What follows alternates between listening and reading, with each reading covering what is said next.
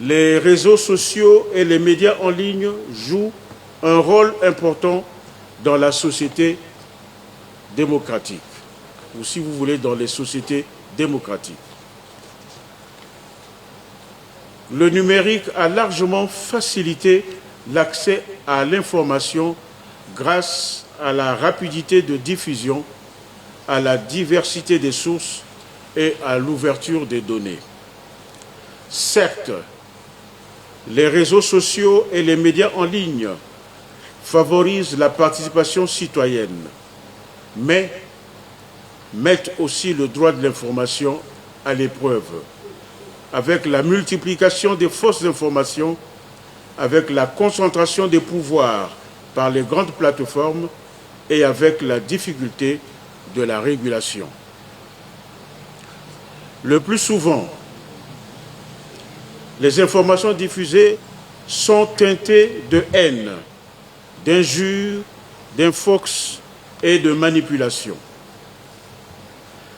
Les auteurs de ces informations n'ont rien à voir avec le journalisme.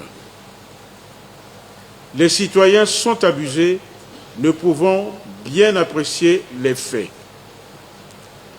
On peut dire que ces nouveaux médias peuvent être des sources qui renforcent l'information, mais qui menacent en même temps sa fiabilité.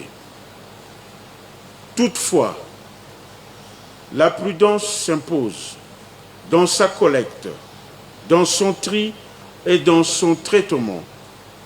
Lorsqu'il s'agit par exemple des images, surtout à l'ère de l'intelligence artificielle. Sont exigées donc de nouvelles règles, à savoir plus de transparence et une nouvelle éducation aux médias. Mesdames, Messieurs, cette invite vient à point nommé, étant donné que dans quelques mois, le Congo connaîtra une élection majeure, celle du président de la République.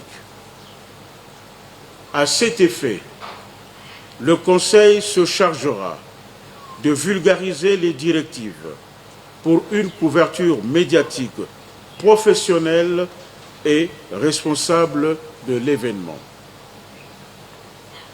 Par ailleurs, le Conseil vient de relancer la campagne d'attribution de la carte de presse qui facilitera aux détenteurs l'accès aux lieux des meetings et d'autres événements à caractère électoral.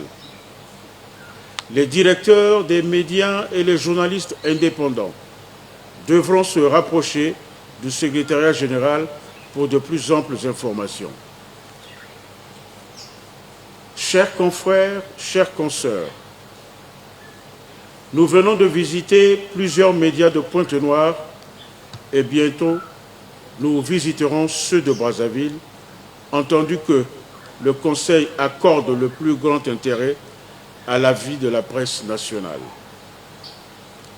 Le Conseil, selon la loi organique numéro 4/2003 du 18 janvier 2003, déterminant ses missions, son organisation, sa composition et son fonctionnement, veille à la répartition égalitaire des aides de l'État entre les entreprises publiques et les entreprises privées. À propos de cette aide, nous savons tous que le gouvernement a décidé de constituer un fonds d'appui à la presse sur la base de la redevance audiovisuelle, la RAV. Une réflexion sera menée entre le Conseil, le ministère de la Communication et les associations des consommateurs, les associations œuvrant dans le domaine de la communication, afin de définir les mécanismes et les critères d'octroi de ce fonds lorsqu'il sera mis en place. Le Conseil se chargera de vulgariser les directives pour une couverture médiatique professionnelle et responsable de l'événement. Par ailleurs, le Conseil vient de relancer la campagne d'attribution de la carte de presse qui facilitera aux détenteurs l'accès aux lieux des meetings et d'autres événements à caractère électoral. Les directeurs des médias et les journalistes indépendants devront se rapprocher du secrétariat général pour de plus amples informations.